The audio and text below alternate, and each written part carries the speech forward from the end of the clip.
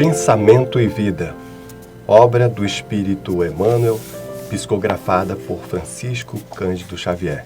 Hoje, seu Ronaldo Moraes e eu vamos, junto com você, analisar um pouco sobre o capítulo 8, Associação. Seu Ronaldo. Sejam bem-vindos, irmãos e irmãs de caminhada, para mais um estudo da obra de Emmanuel, Pensamento e Vida. Hoje estudaremos o capítulo 8, Associação. Se o homem pudesse contemplar com os próprios olhos as correntes de pensamento, reconheceria, de pronto, que todos vivemos em regime de comunhão, segundo os princípios da afinidade. A associação mora em todas as coisas, preside a todos os acontecimentos e comanda a existência de todos os seres. Demócrito, o sábio grego que viveu na Terra muito antes do Cristo, assevera que os átomos invisíveis ao olhar humano agrupam-se à feição dos pombos, à cata da comida, formando assim os corpos que conhecemos. Começamos agora a penetrar a essência do microcosmo e, de alguma sorte, podemos simbolizar, por enquanto, no átomo entregue à nossa perquisição, um sistema solar em miniatura, no qual o núcleo desempenha a função de centro vital e os elétrons, a de planetas em movimento gravitativo. No plano da vida maior, vemos os sóis carregando os mundos na imensidade em virtude da interação eletromagnética das forças universais. Assim também na vida comum. A alma entra em ressonância com as correntes mentais em que respiram as almas que se lhe assemelham. Assimilamos os pensamentos daqueles que pensam como pensamos. É que sentindo, mentalizando, falando ou agindo, sintonizamo-nos com as emoções e ideias de todas as pessoas, encarnadas ou desencarnadas, da nossa faixa de simpatia. Estamos invariavelmente atraindo ou repelindo recursos mentais que se agregam aos nossos, fortificando-nos para o bem ou para o mal, segundo a direção que escolhemos. Em qualquer providência e em qualquer opinião, somos sempre a soma de muitos. Expressamos milhares de criaturas e milhares de criaturas nos expressam. O desejo é a alavanca de nosso sentimento, gerando a energia que consumimos segundo a nossa vontade. Quando nos detemos nos defeitos e falta dos outros, o espelho de nossa mente reflete-os de imediato, como que absorvendo as imagens deprimentes de que se constituem, pondo-se nossa imaginação a digerir essa espécie de alimento, que mais tarde se incorpora aos tecidos sutis de nossa alma. Com o decurso do tempo, nossa alma, não raro, passa a exprimir, pelo seu veículo de manifestação, o que assimilara, fazendo-o, seja pelo corpo carnal, entre os homens, seja pelo corpo espiritual, de que nos servimos depois da morte. É por esta razão que geralmente os censores do procedimento alheio acabam praticando as mesmas ações que condenam no próximo, porquanto, interessados em descer às minúcias do mal, absorvem-lhe inconscientemente as emanações, surpreendendo-se, um dia, dominados pelas forças que o representam. Toda a brecha de sombra em nossa personalidade retrata a sombra maior. Qual o pequeno foco infeccioso que, abandonado a si mesmo, pode converter-se dentro de algumas horas no bolo pestífero de imensas proporções. A maledicência pode precipitar-nos no vício, tanto quanto a cólera sistemática nos arrasta, muita vez, aos labirintos da loucura ou às trevas do crime. Pensando, conversando ou trabalhando, a força de nossas ideias, palavras e atos alcança, de momento, um potencial tantas vezes maior quantas sejam as pessoas encarnadas ou não que concordem conosco. Potencial esse que tende a aumentar indefinidamente, impondo-nos, de retorno, as consequências de nossas próprias iniciativas. Estejamos, assim, procurando incessantemente o bem, ajudando, aprendendo, servindo, desculpando e amando, porque nessa atitude refletiremos os cultivadores da luz, resolvendo com segurança o nosso problema de companhia.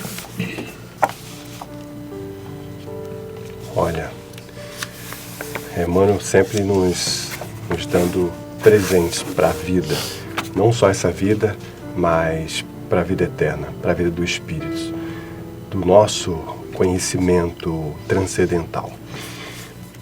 A associação, né, que é o título aqui do capítulo 8, essa associação, ele nos mostra e nos explica que nós vivemos em comunhão.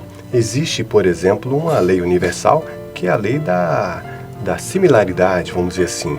Porque, se você reparar, basta observar na natureza. Por isso que Jesus falava que aqueles que tiver olho de ver, que veja. Aqueles que tiver ouvido de ouvir, que escute. Se nós pararmos e começarmos a prestar atenção na natureza, nós vamos entender que determinadas espécies de peixe nadam com as mesmas espécies. Se você reparar, por exemplo, os pardais voam com os pardais. Aonde eu estou querendo chegar com essa reflexão?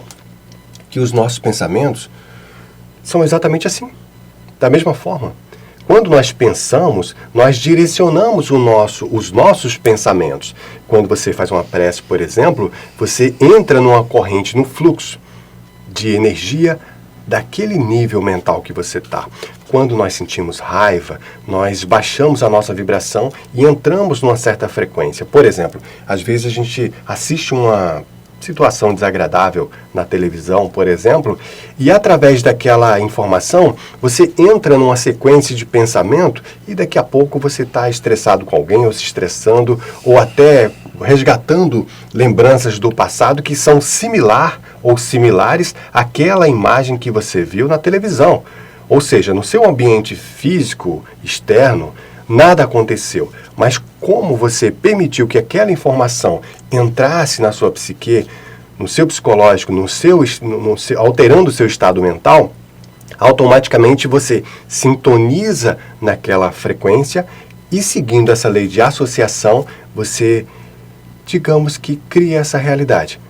Em muitos momentos, o ambiente externo está totalmente claro, muito tranquilo, muito calmo, mas nós estamos vivendo uma tempestade mental.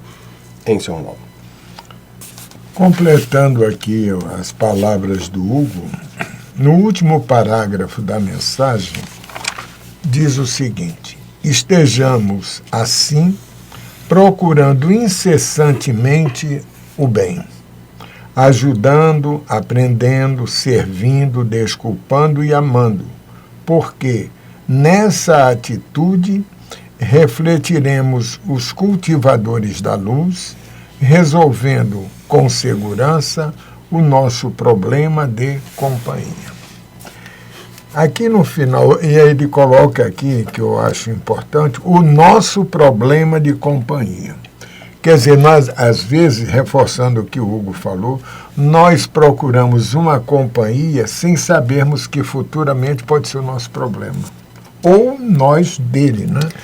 Então ele dá essa sequência, como colocou aqui, para nos mostrar o caminho melhor para não termos o problema com companhias. Mas, senhor Ronaldo, quando a companhia é física, é ruim, mas é menos mal, porque você pode conscientemente, usando os órgãos do sentido, através dos olhos, por exemplo, imaginar, ver aquela pessoa, observar o comportamento, processar as informações, mas e quando as companhias são espirituais? Espirituais, é verdade. Quando baixamos a nossa vibração, porque existe a lei, como dissemos, da afinidade. Então, quando você está em prece, em oração, quando você cultiva bons pensamentos, sabemos que no dia a dia não é fácil, é um desafio para todos nós, com os problemas que nós enfrentamos no trabalho, em casa, no trânsito, enfim, problemas diversos, é muito difícil manter a vibração. Mas como sempre gostamos de lembrar, a orientação do nosso Mestre Jesus, ora e vigia. Vigia e ora. Esse é o nosso papel, ao mesmo tempo que é o nosso desafio. Mas só pegando o final do finalzinho, quando ele fala assim, resolvendo com segurança o nosso problema de companhia. Ou seja, quando elevamos a nossa vibração, de certa forma nos distanciamos dos, digamos assim, das energias, ou seja, dos pensamentos, dos comportamentos, das pessoas e dos espíritos desequilibrados. Se você viu, por exemplo, o filme Nosso Lar, se você assistiu esse filme, essa obra maravilhosa, ou se você leu o livro, que é até melhor, muito mais completo, você percebe que André Luiz, enquanto ele está desequilibrado, ele se mantém no umbral. Na verdade, o que fazia ele se manter no umbral era justamente o seu próprio desequilíbrio. Não havia um algoz universal, um criador que estivesse punindo ele, fazendo com que ele estivesse ali, mas sim a sua própria consciência ou falta dela, o seu desequilíbrio mental, emocional. Quando ele percebe que existe um autor da vida e roga a esse autor da vida e eleva a sua vibração, conectando-se à divina criação, ao divino criador, ele assim dá o próximo passo e finalmente é resgatado. Aqui também, quando nos detemos nos defeitos e falta dos outros, o espelho de nossa mente reflete-os de imediato, como que absorvendo as imagens deprimentes de que se constituem. Perfeitamente. O espelho da mente, por sinal, foi um capítulo que nós já estudamos aqui, né? Mas eu vou pedir licença para ler esse primeiro parágrafo, que só esse primeiro parágrafo já é uma grande aula para a vida. E sempre gostamos de lembrar que o nosso estudo aqui, dessa obra maravilhosa de Emmanuel, não tem a pretensão de aprofundar, até porque precisaríamos de muito tempo devido à complexidade e à preciosidade das obras de Emmanuel. Mas trazer essa reflexão que você possa ouvir, assistir, adquirir o livro, para que você possa aprofundar muito mais. Mas vamos ao primeiro parágrafo, quando ele diz, se o homem, ou seja, se todos nós pudéssemos contemplar com os nossos próprios olhos as correntes de pensamentos, nós reconheceríamos, todos nós, imediatamente, que todos vivemos em regime de comunhão, segundo os princípios da afinidade. Ou seja, quando você faz uma prece, um momento que eu acho que é um momento poderosíssimo, às 18 horas, a hora do Ângelo. Quando você entra nessa corrente de prece, de pensamento, de sentimento, de emoção, é como se você fosse uma gotinha de água que se juntasse ao oceano. Isso. Olha a força que nós ganhamos. Uma gotinha é muito pouco, quase nada. Claro que representa sim alguma coisa. Mas essa gota, quando ela está sozinha, facilmente ou rapidamente ela pode secar. Mas quando essa gotinha se junta aos rios, à chuva, à correnteza, ao oceano, ela ganha força. Assim também somos nós, assim também são os nossos pensamentos e, consequentemente, sentimentos e emoções. E fechando, Hugo, é o título associação, ou seja, quando uma gota se associa a uma outra gota, é uma sequência, não é? Sim. De associação. E são milhares, bilhares de gotas que formam os riachos, os rios, os lagos e, consequentemente, os oceanos. Olha, precisaríamos de muito mais tempo aqui para refletir sobre toda essa beleza e complexidade das obras de Emmanuel. Sugerimos que você continue os estudos e nos encontre aqui muito em breve. Agradecemos a oportunidade de trazermos mais uma reflexão da obra de Emmanuel no dia de hoje. Até breve. Muito obrigado.